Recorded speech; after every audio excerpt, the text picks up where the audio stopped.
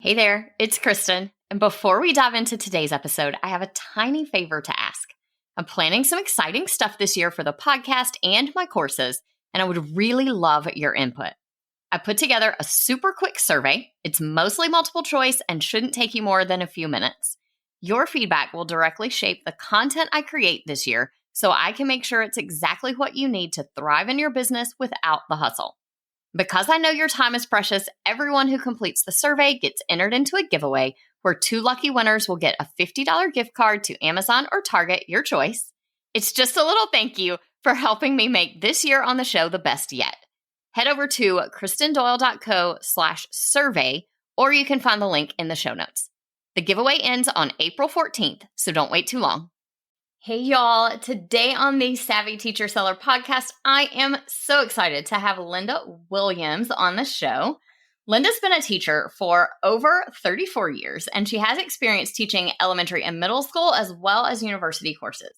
She's been selling science resources on TPT since 2013, and last year she took her curriculum business full-time. In today's episode, Lynda shares what she learned from taking SEO for teacher authors, and how she's using SEO to grow her TPT business and her website traffic. We'll dive into what Lynda is doing to optimize her products on TPT, how she's optimizing her website, and the benefits that she's seen from improving her SEO over the years. We also discuss the big question, whether to send blog readers to TPT products or to your website shop. It's a question every seller has to answer, and Lynda has some really great insights to share. So grab your coffee or your tea and join us as we chat all things SEO. Let's get started. Hey TPT sellers, ready to see growth in your business? You're in the right place. Welcome to the Savvy Teacher Seller. I'm Kristen Doyle, and I'm here to give you no fluff tools and strategies that will really make an impact on your sales. Let's get started, y'all.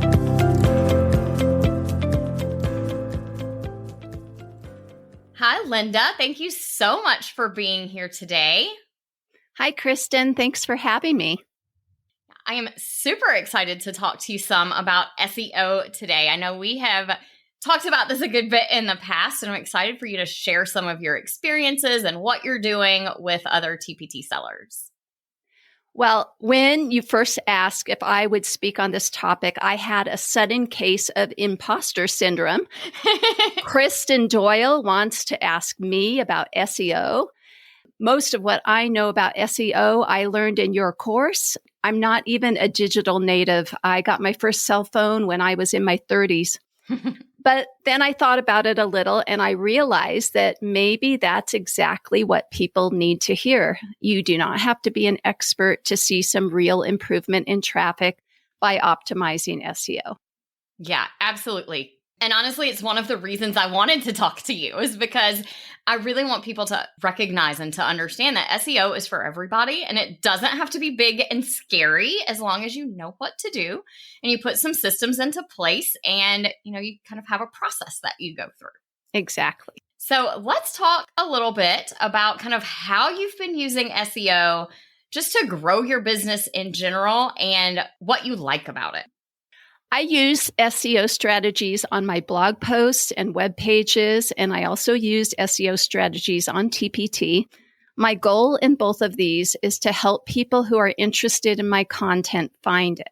I'm not trying to trick somebody to get to my content that would have no interest in it. I really want the right people to find my content. And so that's how I use SEO. And that really is where doing the keyword research and thinking about searcher intent, which I know we talk a lot about in the course, is so important because you want to get those just right, perfect people for your offers. Whether it's your free content or your paid resources, you want to get those right people to the things that you offer so that you can really be a huge help to them. Exactly. I'm looking for my ideal customer to find my resources. Absolutely. Let's start with TPT stuff. So what are you doing on TPT for SEO these days? I know a lot of things have changed over the last 6 months or so with the beginning of personalized search, and a lot of us can feel like we're spinning our wheels and we can't tell if the things we're doing are working. What are you doing right now for TPT search? So yes, TPT is a little bit more challenging to optimize for since we no longer can use incognito as a tool to see if our optimization is working. But I still feel that SEO matters on TPT. And there are a couple of things that we can still control and do to help people find our resources. So one thing I have changed is my URL titles. I've edited my titles to make sure they have keywords in the title that a teacher might look for. I took out all the vertical bars, and now I use space hyphen space if I want to have separate keywords in the title. And I always try to encourage people to see if you can do it without anything. See if you can even do it without the hyphen at all, because it just makes your title read so much more naturally and it makes it look like something a teacher is interested in. It really can be better for your SEO overall. So I'm glad to see that you are moving in that direction for sure.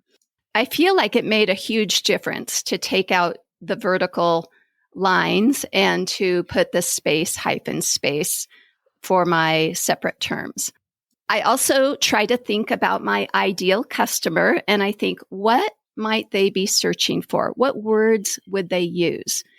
Sometimes if I'm unsure what words a teacher might call something, I do a little bit of research in Facebook groups. I might say, would you call this a tab book or a layered book? Or I might try to find out what it is that a teacher would call something. Do you call it a bell ringer or a warm-up? And Facebook groups are such a great place to pull your audience, or even if you don't have an audience, just scrolling through other Facebook groups. Of course, you want to be very mindful of the rules of different groups, and you don't want to go doing audience research in someone else's group, especially if they're another TPT seller. You want to be very respectful of that. But even if it is someone else's group, a lot of times you can just scroll and look, do some searches around the thing that you're looking for, and just see how teachers are talking about those things. Look at the words and phrases that they're using. It can help you title your products and give you keyword ideas, but it can also help you create a better product because you'll see struggles that they're having or things that they need. And it really can be so super helpful.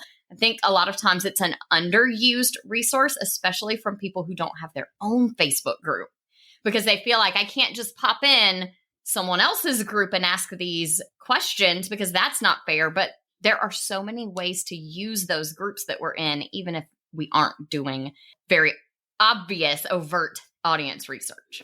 And content groups are really helpful for looking for information about terms that teachers might use. I might ask somebody, what do you use for warm-ups? Or what do you like for warm-ups? And you can get a lot of information that way. Yeah, absolutely. And I love that you are using some of those strategies to help you figure out what to search for on TPT and how to title things based on what teachers are looking for. So my URL titles are long. I'm trying to use all of the available real estate to put terms that a buyer might be looking for. So it's not necessarily the same title that goes on the cover. In fact, it probably is not the same title that goes on the cover. That will be something more reader friendly. But in my URL title, I try to use all of that space to have enough information that the search will know what my product is about. Yeah, absolutely. And the other thing to think about with those titles of your products on TPT is that when a buyer is looking at it in the search, the title is the thing that stands out the most other than the product cover image, which we won't talk about covers today since we're focused on SEO. But the title is the thing that stands out the most other than that image. And when they get to the product page, that title is in this huge font, front and center, right in their face. So it really is that first thing for them to really get a good idea of what this product is going to be so that they want to continue scrolling down and read your description and learn more about your product. They see that title before they even see the button to click the preview. So you want to make sure that that title is giving a holistic picture of what all is in this resource, what, skills or standards is it covering, what can the teacher expect, so that they immediately think, okay, this might be what I need. And they'll keep scrolling or click into the preview to learn more about it. I agree. The other piece that I believe is important for SEO on TPT is the description, especially the first 3 or 4 lines. I try to describe the resource with important information. I will say what the unit will cover, what the students will learn or how it will benefit them, what is included in the unit. If there are standards that the unit addresses, I cut and paste the standard and put it right in the description. I want the search engine to comb through my description and to see what my resource is about and who it is for, and hopefully connect the right people to my resource. For TPT, I think the 2 things we can work on that we have control over in terms of the search is the title and the description. Yeah, absolutely. And it is so important, especially with personalized search going on, to focus on the things we can control. Because even though it's not as maybe fun, because we can't just tweak a title and suddenly see it move in search anymore. We don't get that instant gratification that we used to. It's important to keep in mind that that same search algorithm that was moving you to the top when you tweaked to the title before personalized search, it is still there, and it is still what's initially separating out those resource results and deciding which results go into personalized search. So if you don't have that piece done well, then you stand the chance of disappearing in personalized search even more because you don't have that first layer done. I think it's easy to forget with personalized search going on that first layer is still there and it has not changed. I agree. Definitely want to make sure that we focus on those things, even though it doesn't feel as fun. It's kind of like knowing that Google search takes longer, but it is important, and doing those things to set yourself up for future success today, because this is just the nature of it. And unfortunately, the quick wins with TPT have kind of faded away lately, and it has turned into a long game very similar to Google. So speaking of Google, let's kind of shift gears and talk about website SEO a little bit. When it comes to your own website, let's talk about what you're doing in terms of SEO. What are you doing there that's maybe different from TPT? And for everyone listening, Lynda is on a self-hosted WordPress site. And that, of course, what platform you're on changes some of the how you're doing things. Okay. Well, I'm really excited about SEO on my own website. I feel like I have a lot more control, and so I'm probably putting a lot more time into that right now. On my own website, I try to optimize every page and post. I use Rank Math as a plugin tool that helps me think about SEO and helps me think about maybe the things I haven't considered.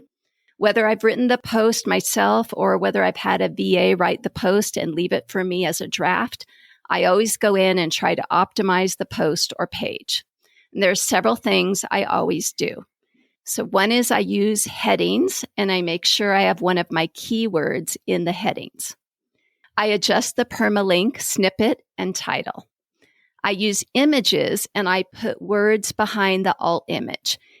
If the image is of an ecosystem worksheet, that is probably what I will write in the alt image. This makes it clear for someone who is visually impaired, but it is also a way to tell Google what my blog post is about.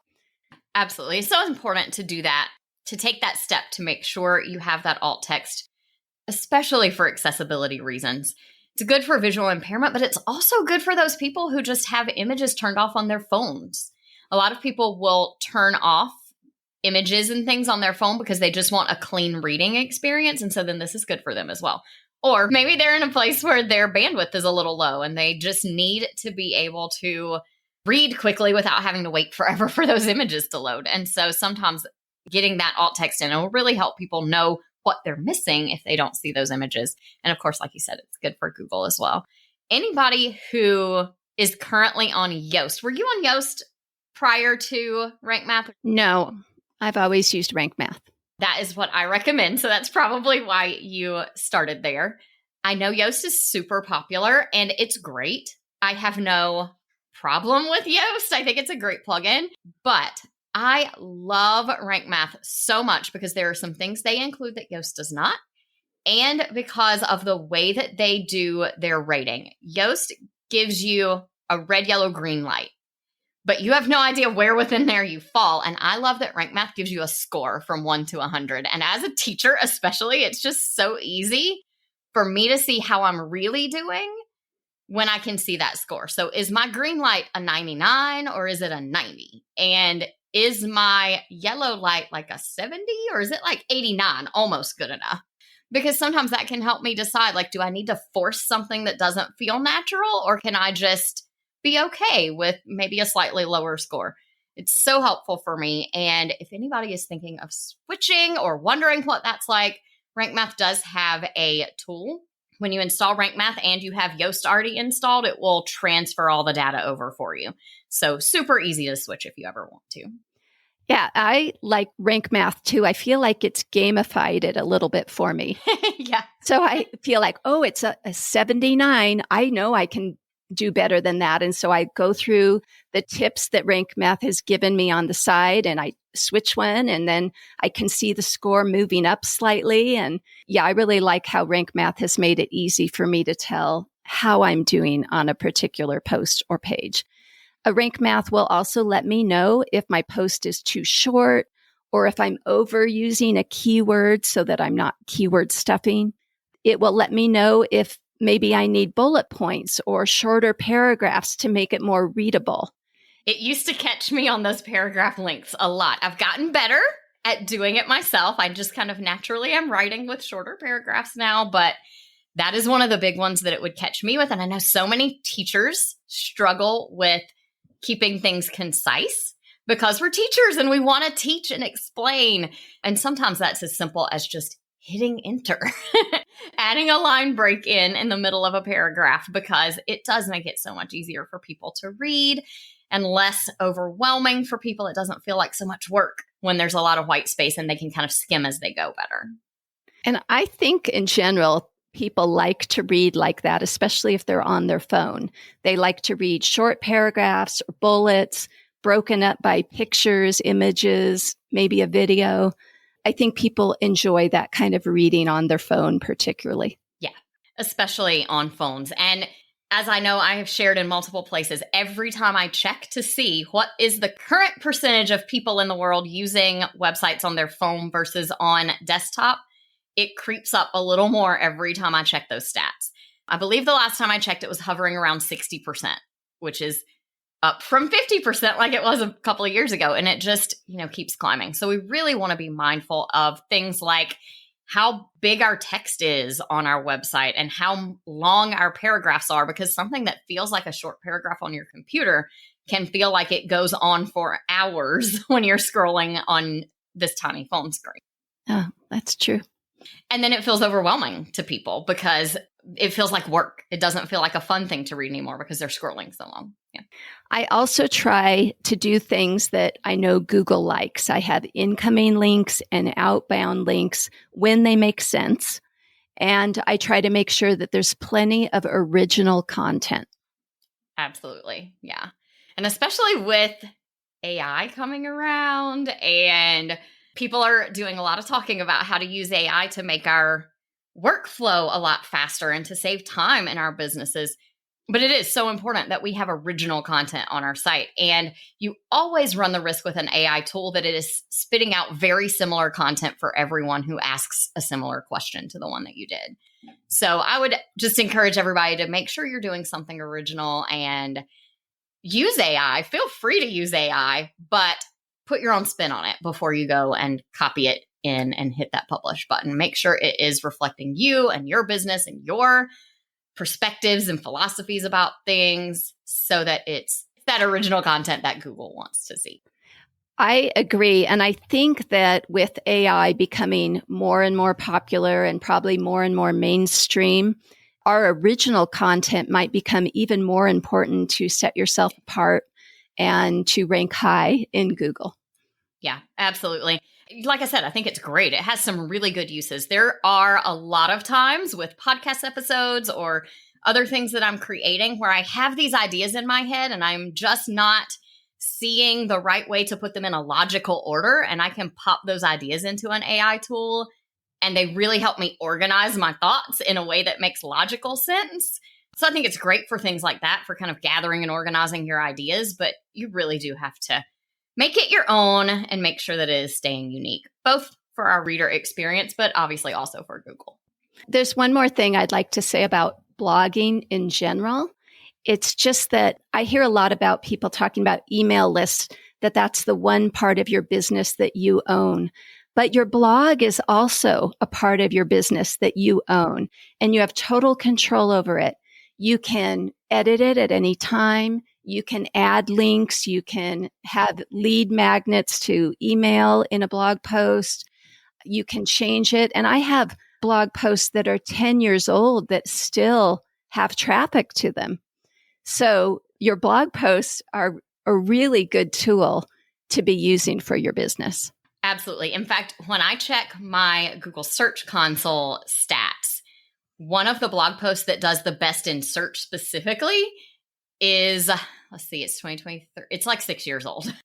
And it is just consistently at the very top as far as click-throughs that I'm getting and visibility in search.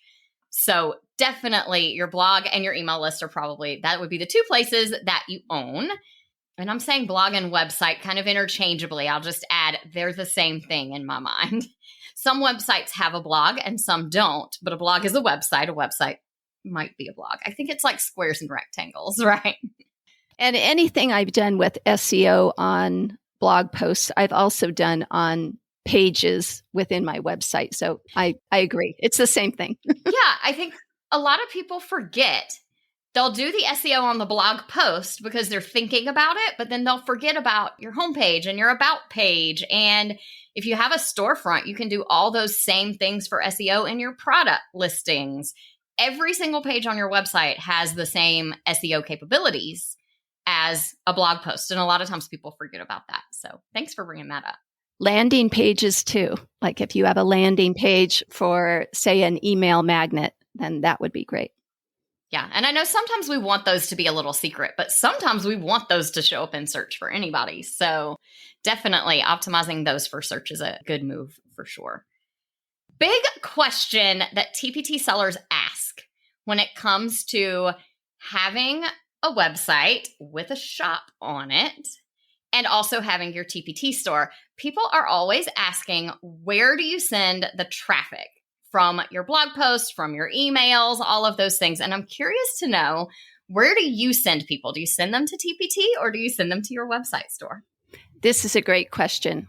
In almost all of my blog posts, I tell my buyers that they can get the resource either in my store on my website or in my TPT store.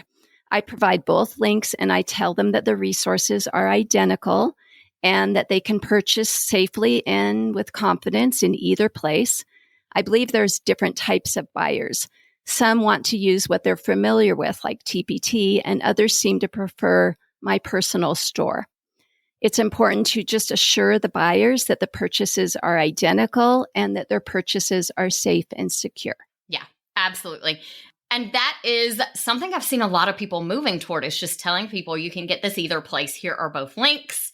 It's the same, and you can get it in either place, and just giving people that option to go where they want to. I go back and forth in mine. Sometimes I will list TPT and sometimes I will list my own store. And I like doing that for SEO reasons, because then you've got the internal link within your website, but you've got that external link out to TPT as well. I call those my sneaky external links, because Google thinks they're external because they're going to a new domain. They're going to TPT, but it's really still my world. They're Right. still going to me, just me somewhere else. I love doing that. And I know some people have started adding that option to their product pages as well. Just a link over if you'd rather buy on TPT. I think it's really smart to do both because, like you said, some people are just familiar with the TPT and they want to buy their stuff where they already have an account and they're already comfortable. But then there are those people whose districts tell them they can't buy on TPT, or they're afraid they might get in trouble for buying on TPT. Maybe they have other reasons they don't want to. Who knows?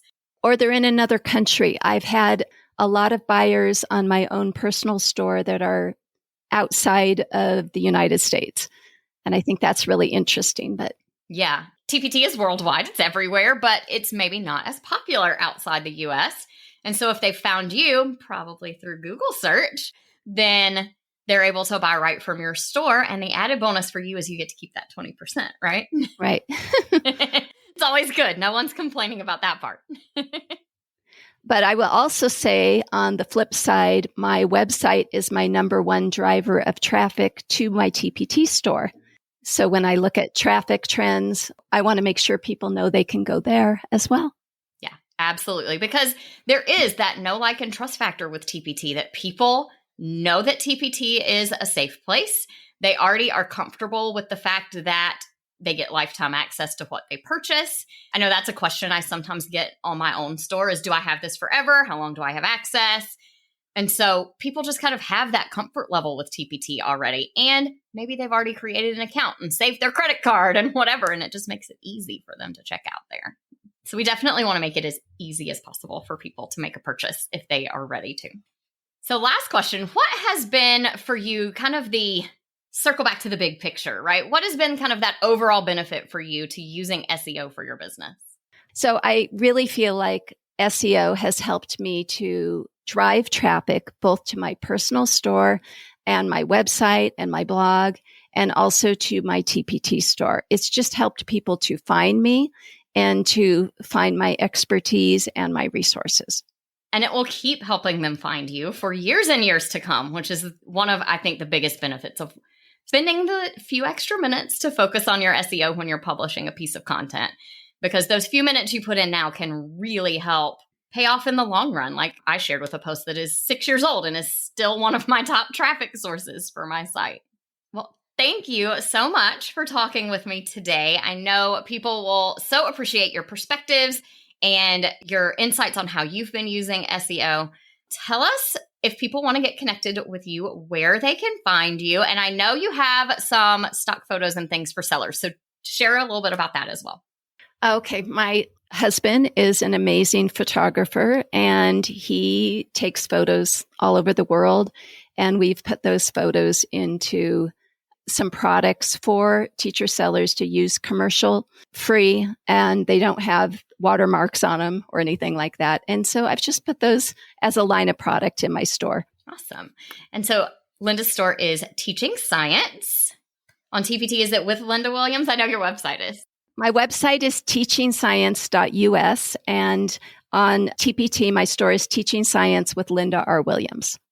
And we'll drop links to those in the show notes as well so that everybody can find you and get connected there. Thank you so much for being here and chatting with me today. Thank you. This was fun. Thanks for tuning in to today's episode of The Savvy Teacher Seller. I hope you enjoyed our chat with Lynda on how she used TPT SEO to scale her business and drive more traffic to her website. If you're interested in learning more about website and TPT SEO, be sure to check out SEO for Teacher Authors. I'll teach you everything you need to know to improve your visibility and grow your TPT business just like Lynda did. Head over to SEOforteacherauthors.com to learn more and to sign up for the course. As always, if you enjoyed this episode, please leave a review and share it with teacher sellers who would benefit from it. Thank you so much for listening. I'll talk to you soon.